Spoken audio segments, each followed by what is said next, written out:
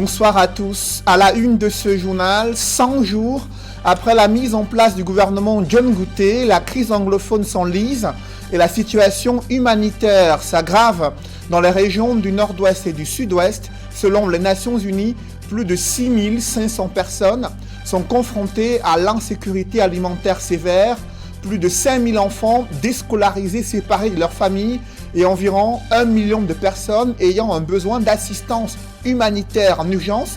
Dans un tel contexte, les critiques de Faune Victor Mukwete contre la gestion gouvernementale de la crise anglophone provoquent un malaise dans les rangs du parti au pouvoir, le RDPC. Vous suivrez dans ce journal des analystes politiques et des partisans du RDPC qui croisent le regard sur la réelle volonté du gouvernement d'éteindre les braises ardentes de la crise anglophone. Coup de projecteur ce soir sur la ville d'Akonolinga qui est partagée entre des coupures intempestives d'électricité et un sous-développement criard. Ces populations, qui sont pourtant des agriculteurs, expriment leur ras-le-bol face à l'abandon des pouvoirs publics.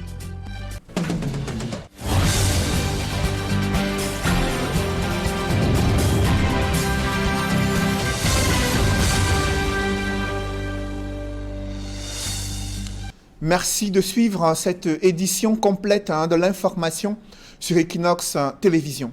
Les Nations Unies tirent la sonnette d'alarme sur l'aggravation de la situation humanitaire dans les régions du nord-ouest et du sud-ouest. Selon son bureau en charge des affaires humanitaires, environ 6500 personnes sont confrontées à une insécurité alimentaire sévère. Près d'1 million de personnes ont un besoin d'assistance humanitaire en urgence et les Nations Unies qui pointent également ces déplacements de ces enfants séparés de leur famille, déscolarisés, ayant des troubles traumatiques qui sont liés à ces violences meurtrières dans les régions du nord-ouest et du sud-ouest. Cependant, les besoins financiers pour apporter une assistance à ces populations demeurent insuffisants. Seuls 31% des financements sollicités sont disponibles afin de soutenir ces Camerounais déplacés des régions du nord-ouest et du sud-ouest. On fait le point avec Jean-Paul Chouniat. Sur la crise dans la partie anglophone du Cameroun, le Bureau des Nations Unies pour l'action humanitaire dans le monde évalue à 1 300 000 le nombre de personnes qui ont besoin d'aide humanitaire dans les régions du nord-ouest et du sud-ouest. 440 000 en situation de déplacés internes, 32 000 réfugiés au Nigeria voisin, avec 350 000 sans-abri vivant dans la promiscuité. Parmi ces populations en détresse humanitaire, plus de 24 000 femmes et 3 000 enfants désormais vulnérables.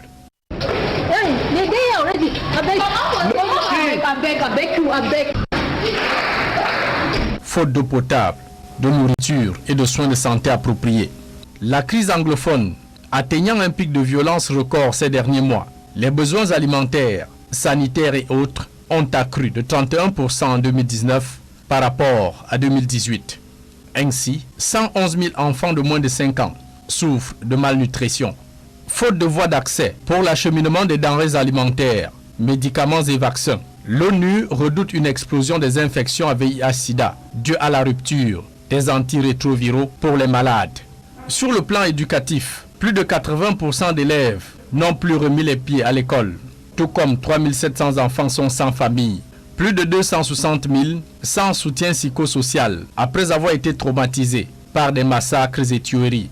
Privés d'école donc, bon nombre d'entre eux ont rejoint des groupes armés, tout comme les filles sont victimes d'exploitation sexuelle, mariage précoce et grossesse indésirée. Aujourd'hui, les besoins humanitaires sont énormes et nécessitent beaucoup de fonds.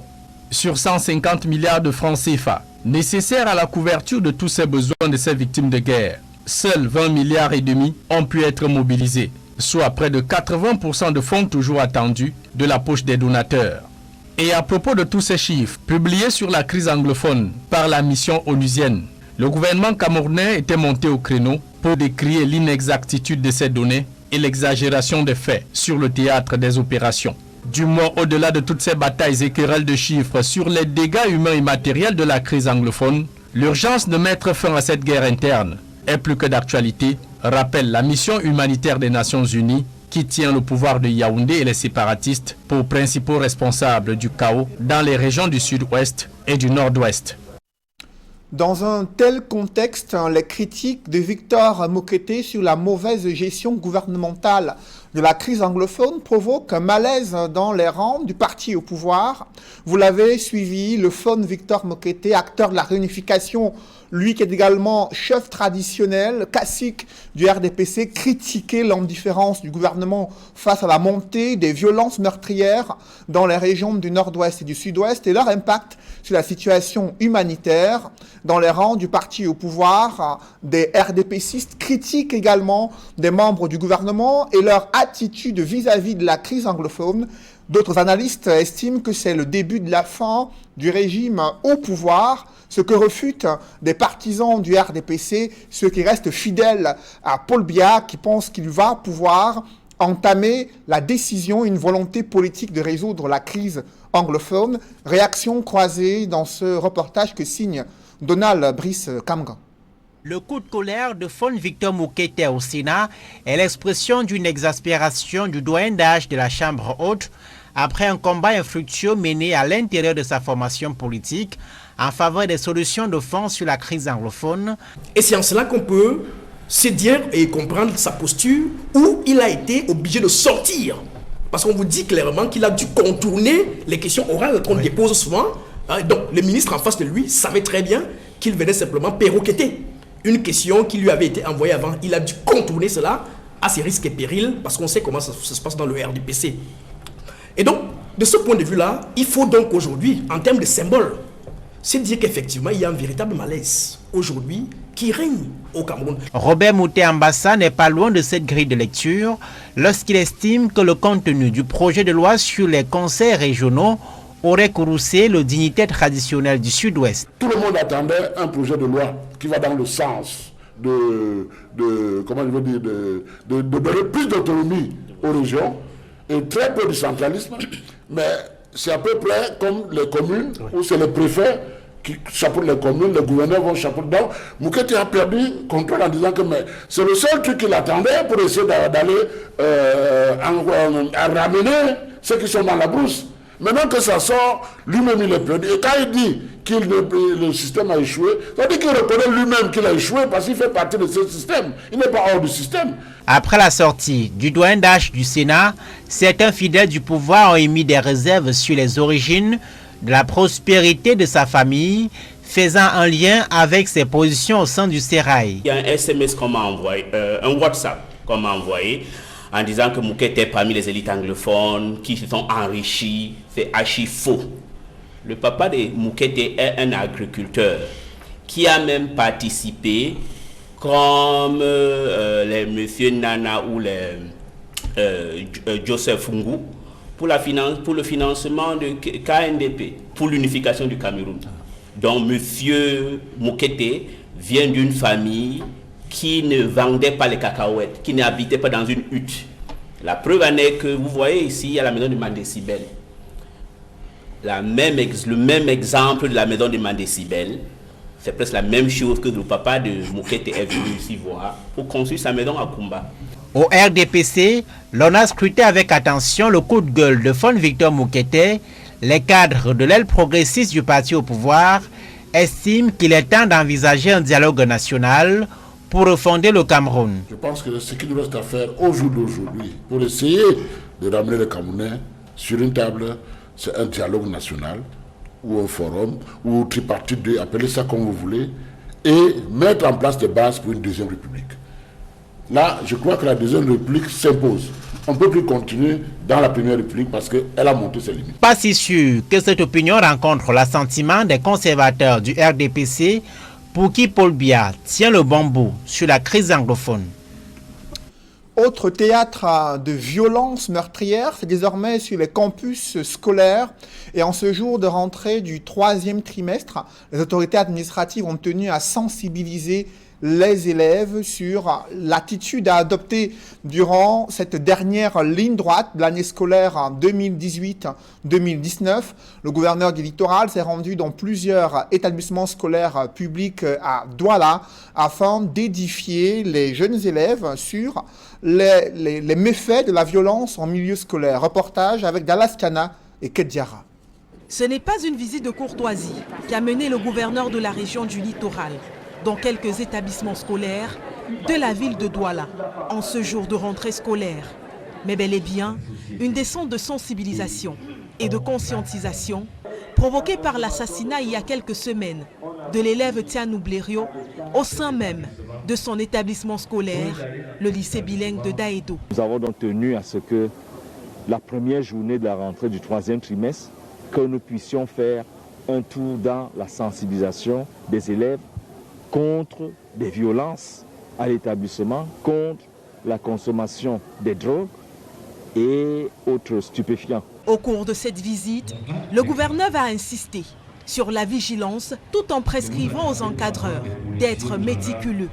Amener tout le staff de ce lycée à être plus vigilant, puisque les techniques pour pouvoir introduire la drogue dans cet établissement ont été énumérées, et même l'utilisation des portables. Donc il a été établi que dans certains sandwichs de pain se retrouvaient plutôt des portables. Et ça fait que le surveillant ne se limitait qu'à regarder le sac.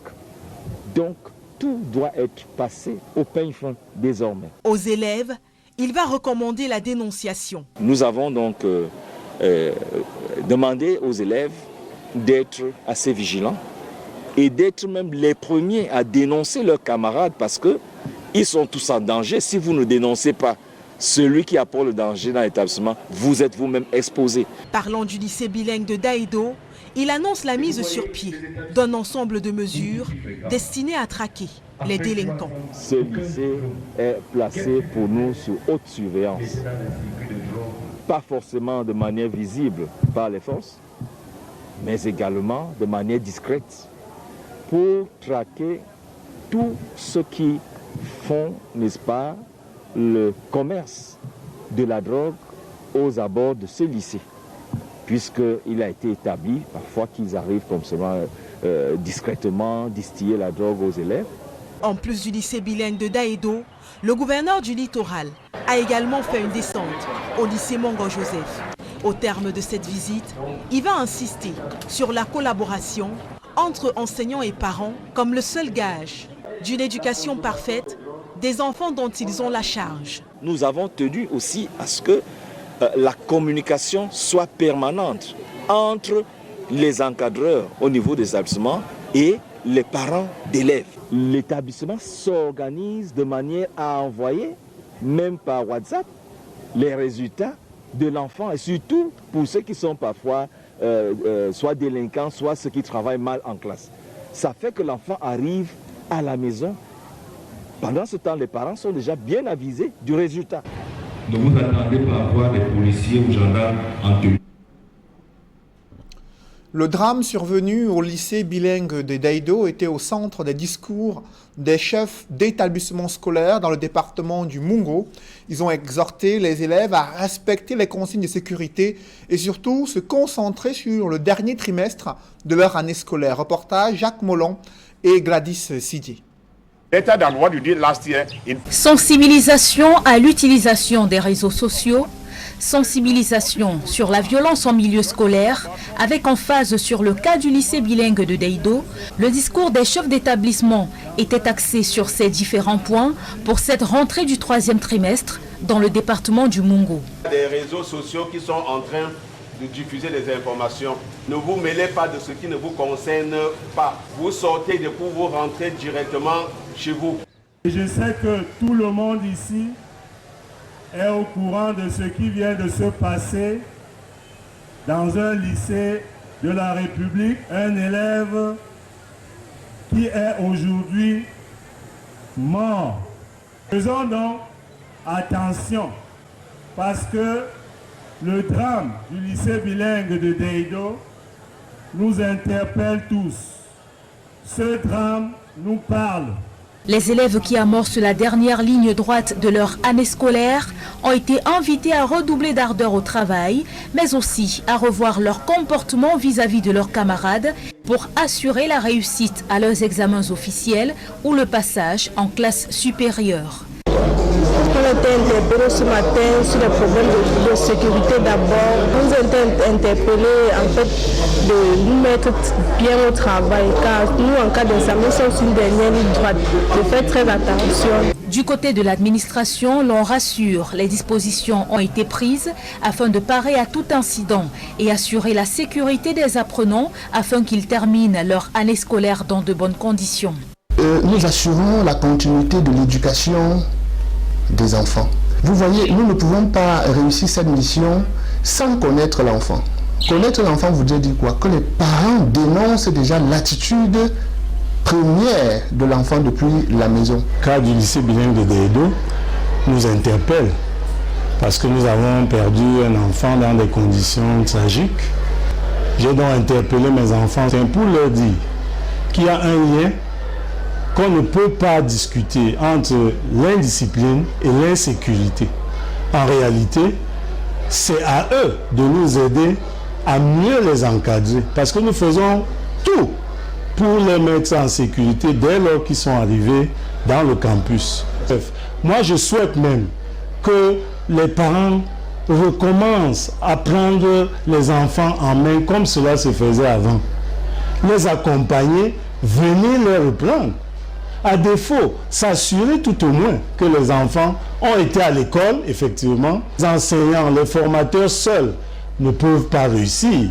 Les élèves du département du Mungo, comme de milliers d'autres à travers le pays, ont repris le chemin de l'école pour le dernier trimestre de l'année scolaire 2018-2019. À peine le troisième trimestre entamé dans les établissements scolaires à Yaoundé, le corps enseignant et des élèves ont déjà le regard tourné vers les examens officiels prévus à partir de mai 2019. Illustration au lycée général Leclerc à Yaoundé. Reportage Joël Essengue et Guy Zogo. À l'heure du troisième trimestre, celui-là où la formule latine in cauda venenum, le venin est à la queue, prend tout son sens, le lycée Leclerc est sur ses gardes. Une réunion du proviseur avec les censeurs et les surveillants généraux donne le là de cette dernière ligne droite. Dans les salles de classe, les cours ont bien repris et les examens de fin d'année sont à l'ordre du jour, avec quelques astuces à la clé. Pour bien composer, il faut être sûr de soi. Nous demandons à nos apprenants d'être sereins, de suivre les consignes. Parce que maintenant, il est question de préparer les enfants aux examens. Les méthodes peu productives sont proscrites. Ils s'enferment. Ce n'est pas le moment de s'enfermer, c'est le moment de s'accrocher à son enseignant. C'est à lui de vous dire ce qu'il faut faire le jour de l'examen. La question de stage bloqué, c'est faux. Parce qu'il parlait de stage bloqué. Quant aux enseignants, il leur est recommandé de mettre l'accent sur les recettes du succès. Pour les enseignants les plus futés, ils ont déjà fini avec les programmes. Tout est fini. Il est question maintenant de faire des révisions, d'entraîner, de faire le TD avec les élèves. En outre, un point particulier est mis sur la sécurité avec les derniers événements. Désormais, les fouilles seront opérées à l'entrée comme à la sortie des cours.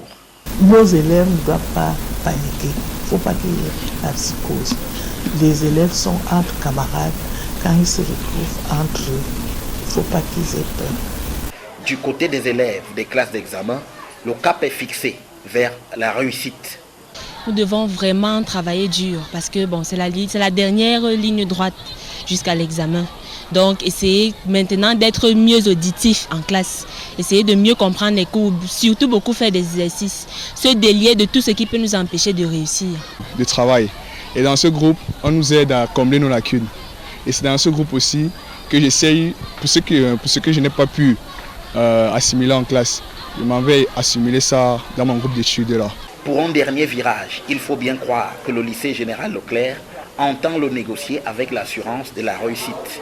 Cela d'autant que l'établissement revendique le plus grand nombre d'admis aux examens officiels l'année dernière. Toujours dans ce chapitre éducation, une nouvelle qui pourrait faire perdre le sourire à certains parents d'élèves. Il est envisagé l'introduction de nouveaux manuels scolaires pour la classe de seconde de la prochaine rentrée 2019-2020. Ces manuels sont en train d'être examinés lors de la 16e session du Conseil national d'agrément du manuel scolaire au Cameroun. D'autres précisions avec Emmanuel Job et Marcelin Gansop. L'enjeu est de taille, puisqu'il est question d'évaluer les manuels scolaires soumis par les éditeurs pour le compte de la classe de seconde du sous-système francophone de l'enseignement général. Vous savez que depuis le mois d'août 2018, les programmes ont été modifiés, les options ont éclaté. Je prends la classe de la série A qui a été éclatée en 5 options. On a introduit la philosophie en classe de seconde. On a clarifié certains enseignements, notamment les classes scientifiques. On a introduit ce qu'on appelle la filière bilingue. En moyenne, par option, nous sommes passés de 14 manuels. Nous allons progressivement descendre à 11 manuels, puisque le Premier ministre chef du gouvernement nous a demandé de réduire au maximum le nombre d'ouvrages par niveau et par discipline et par classe. Il s'agit donc des manuels qui doivent être disponibles avant la prochaine rentrée scolaire, raison pour laquelle le Conseil s'y prend suffisamment à temps pour éviter tout désagrément. C'est que les délais impératifs pour que les éditeurs aient le temps d'imprimer les livres est d'environ 4 à 5 mois. Et donc nous prenons à temps maintenant. Nous espérons que les listes vont être publiées avant la fin de ce mois.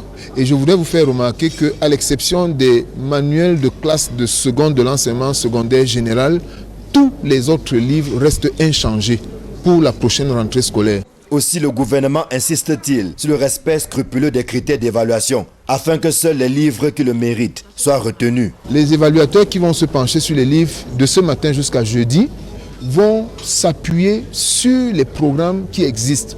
Il n'y aura pas une leçon qui ne soit pas prévue dans les programmes qui devra figurer dans les manuels. C'est exactement ce qui se passait avec le livre de Sciences Excellence. L'objectif visé par ces réformes est la professionnalisation des enseignements, chers au gouvernement. La classe de seconde, cette année, leurs curriculums ont été validés et le ministère de l'enseignement secondaire nous les a soumis. Par conséquent, il fallait impérativement que les élèves qui viennent des classes de 3e, qui ont suivi un curricula de nouveaux systèmes comme ils appellent, rentrent en classe de seconde avec des manuels adaptés au nouveau curricula. Cette session restreinte, consacrée à l'évaluation des manuels scolaires de la classe de seconde, s'achève jeudi prochain. On sera alors fixé sur les livres retenus, parmi les 48 titres proposés.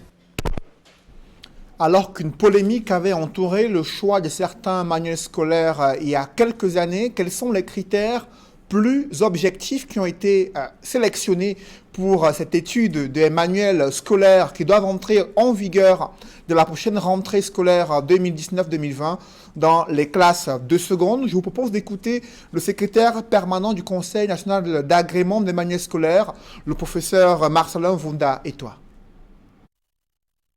Il y a une critérologie sur la base de laquelle les éditeurs travaillent.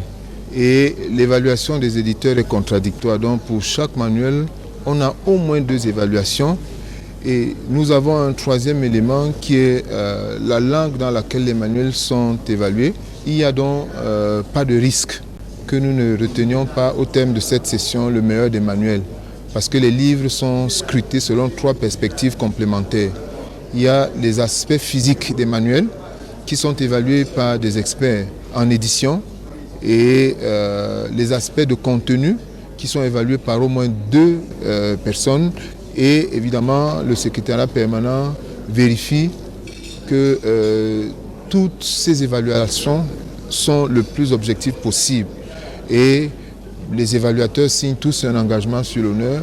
Un écart de plus de 2 points entre 2 évaluations appelle une 3e évaluation, comme avec une copie de dissertation ou d'un exercice de tout autre genre dans le système éducatif, où un écart trop grand entre 2 évaluateurs questionne la qualité de l'évaluation et la recommence.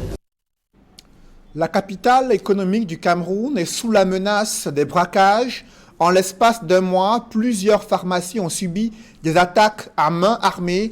Le mode opératoire révèle que les agresseurs maîtrisent le fonctionnement de ces officines de pharmacie et peuvent ainsi opérer à ciel ouvert en toute quiétude.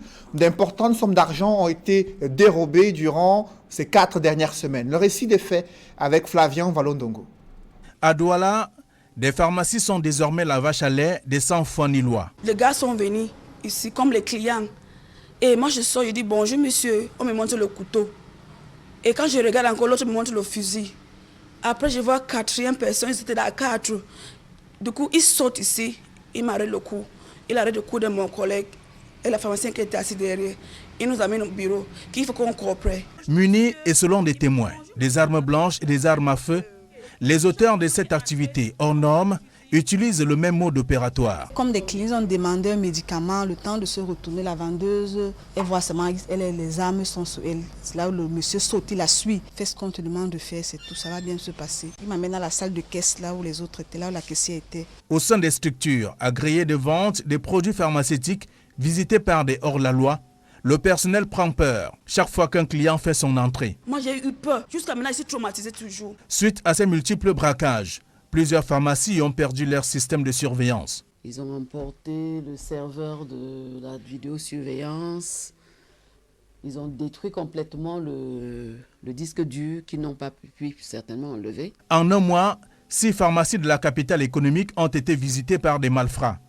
Des structures qui ont vu des caisses de leur contenu se vider par ce gang de malfrats qui n'est pas inquiété jusqu'ici, malgré des enquêtes ouvertes par des forces de police et des gendarmeries de la ville. Nous sommes allés au commissariat 10e pour porter plainte. Une enquête est donc ouverte. Et ensuite, j'ai pris l'engagement pour renforcer la sécurité. Parce que là, vraiment, on a vu qu'on était vraiment vulnérable. À côté des sommes d'argent emportées, quelques pharmacies se sont dotées des agents de sécurité. Toujours dans la ville de Douala, un important stock de tramadol et autres stupéfiants ont été saisis par les services de la douane. La cargaison serait venue par voie maritime, cargaison saisie à la suite des opérations de contrôle menées par les services de la douane dans la ville de Douala. Et encore un incendie à la délégation régionale des travaux publics située à côté du lac municipal à Yaoundé. Les flammes ont été maîtrisées en fin d'après-midi. Aucune information n'a filtré sur les causes de cet incendie qui n'est pas le premier dans cet édifice. D'énormes dégâts matériels, mais aucune perte en vies humaines.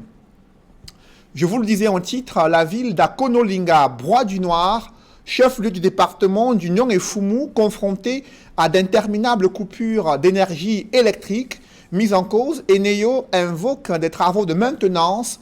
Pendant ce temps, les activités économiques tournent au ralenti.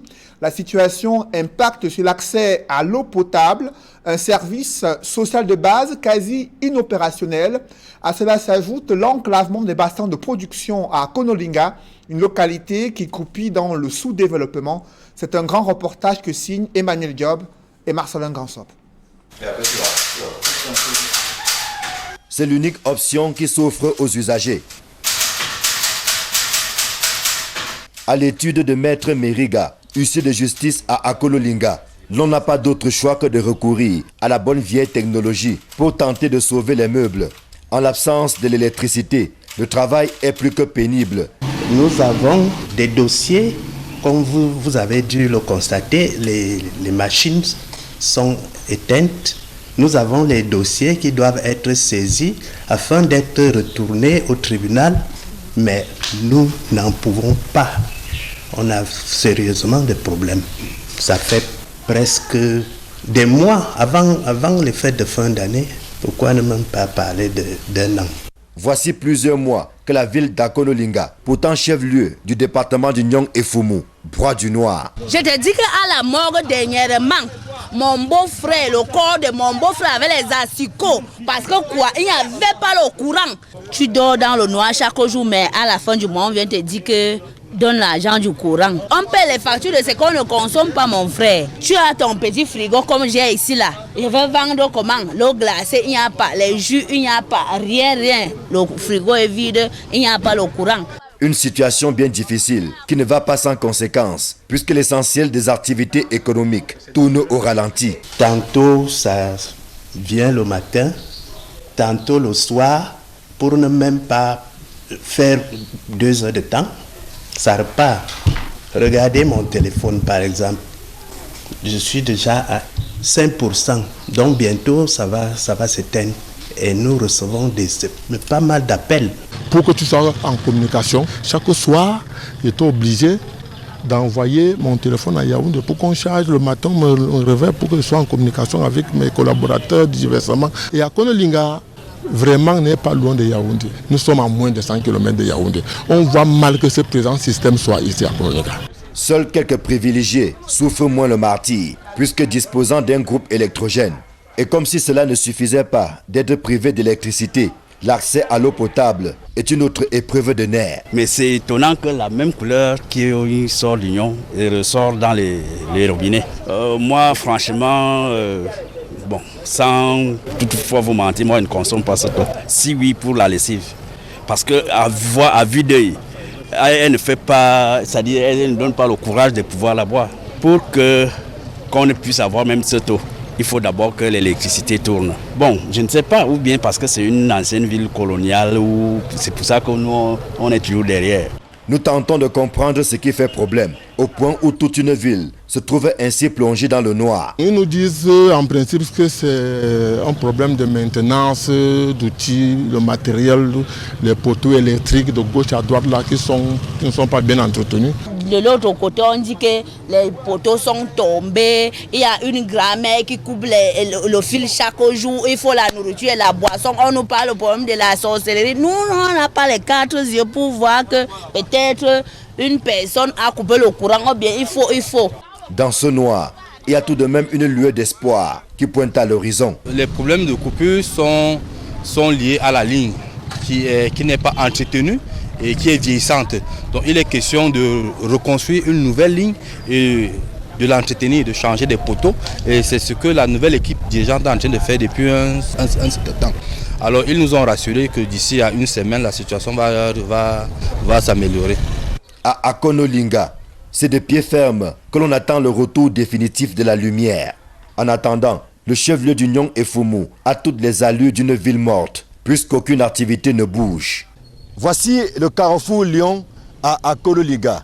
C'est l'une des principales portes d'entrée dans cette ville du département d'Union Efumu où les populations souffrent le martyre. Oui, Akonolinga boit du noir, à côté d'autres difficultés auxquelles les populations font face au quotidien, des populations qui entretiennent tout de même la flamme de l'espoir. L'espoir des lendemains meilleurs, car ici, chaque jour qui passe est une souffrance en moins.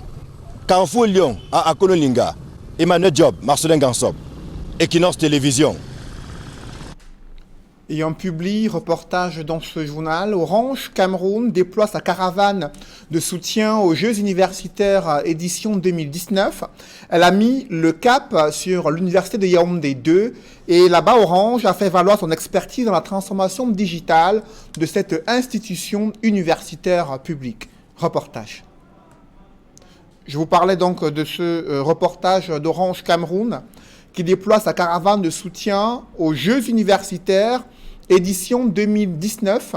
Elle a mis le cap sur l'université de Yaoundé 2, Orange Cameroun, qui a fait valoir son expertise en matière de transformation digitale de cette institution universitaire. Objectif, donner des moyens, des outils de communication pour permettre à ces différents étudiants et enseignants de pouvoir bénéficier d'une optimisation digitale en vue d'améliorer les conditions de travail dans cette institution universitaire. Reportage.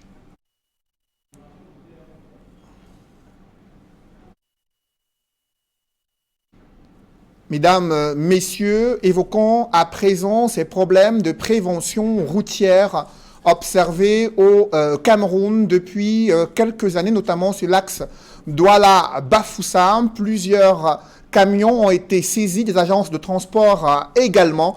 Le constat a été fait par les autorités en charge de la prévention routière, excès de vitesse, non-respect de la réglementation en vigueur. Les chauffeurs ont été sanctionnés et d'autres automobilistes sensibilisés. Reportage, Juline Guignondé. Excès de vitesse, surcharge, roues usées. La prévention routière bat son plein sur la nationale numéro 5, Douala-Bafoussam.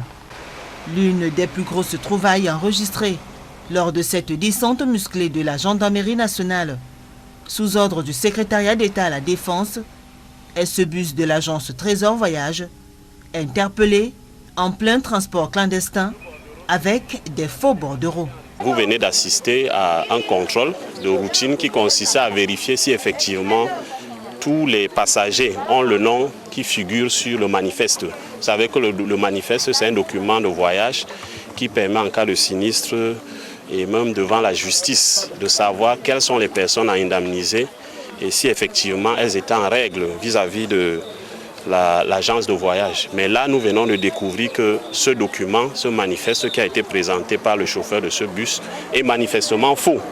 Le bus a donc été stoppé et subi des fouilles systématiques. À l'appel du commandant, le nom d'aucun passager ne figure sur le bordereau, une situation qui surprend ces derniers. Mechoum, numéro 2, Mechoum. Ils ont pris la carte d'identité pour nous enregistrer, non? Quand nous avions payé. Moi, je ne comprends plus rien. Bon, nous sommes dit qu'en dressant la liste sur le format, ils devaient reproduire sur le truc. Bon, arrivé ici, nous sommes donc surpris de constater que personne n'a son nom sur cette liste-là.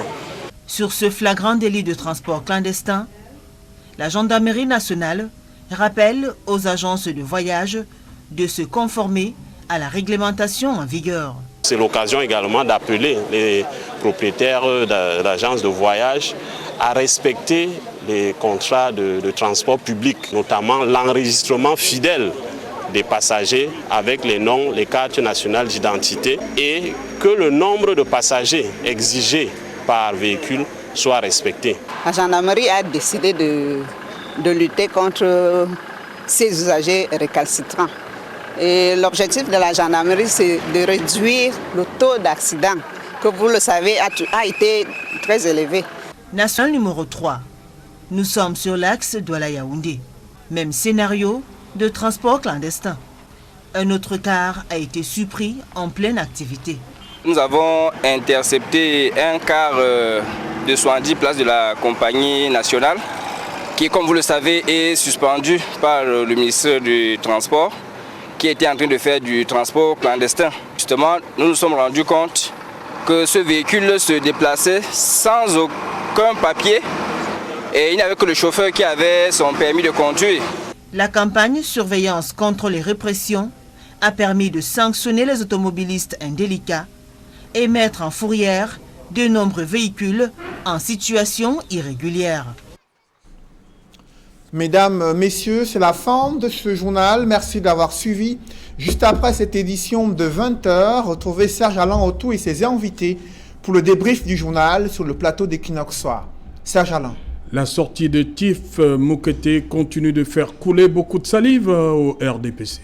Elle suscite également un malaise dans les rangs du parti au pouvoir. Vous avez suivi Mouté Ombassa, qui est un militant du RDPC, qui estime qu'il faut une deuxième république à la suite d'un dialogue national inclusif qui doit être organisé au Cameroun, impliquant tous les acteurs politiques de la société civile, et également ceux qui sont impliqués dans cette crise anglophone au regard de la situation humanitaire qui se dégrade. Pour lui, c'est la seule option pour sauver le Cameroun d'un chaos. Le lycée bilingue de Deido, désormais sous haute surveillance. L'annonce est du gouverneur de la région du littoral, Samuel Dieudonné Iva-Adibois, s'est rendu dans cette école. Ce lycée, il a fait savoir que le dispositif pourrait être invisible. Il a annoncé qu'ils vont surveiller de près ces différents petits commerces installés autour de ce lycée bilingue de Deido. Selon lui, ils sont soupçonnés, ces commerçants, de pouvoir donner à ces enfants des produits, des stupéfiants qui pourraient être nocifs à leur comportement durant les heures de cours. Il a également sensibilisé les enfants sur la violence en milieu scolaire et ses méfaits sur leur attitude et leur comportement. Voilà, madame, monsieur, c'est donc l'essentiel. L'Equinox Soir, deuxième partie, le débrief. Bonne soirée à vous, Cédric. Bonne soirée à vous, Serge Alain. Rendez-vous demain 20h. Rendez-vous demain 20h. Dans un instant, la suite, Equinox Soir.